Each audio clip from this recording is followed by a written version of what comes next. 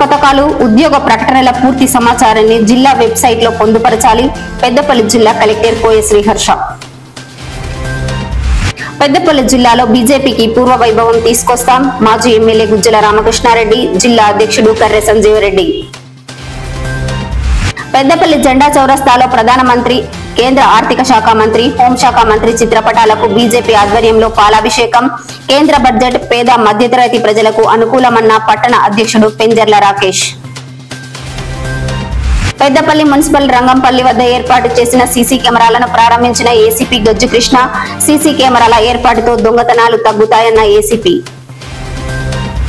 పెద్దపల్లి ప్రభుత్వ జూనియర్ కళాశాలలో ఏర్పాటు చేసిన ఎమ్మెల్సీ ఎన్నికల స్ట్రాంగ్ రూమ్ ను పరిశీలించిన అదనపు కలెక్టర్ డి వేణు. పెద్దపల్లి జిల్లా కేంద్రంలో సిఐటియు ఆధ్వర్యంలో నిరసన కార్యక్రమం. కేంద్ర బడ్జెట్ ను తక్షణమే సవరించాలని డిమాండ్. ఈ నెల 8, 9 తేదీలలో కర్నూలులో విరసం సాహిత్య పాఠశాల.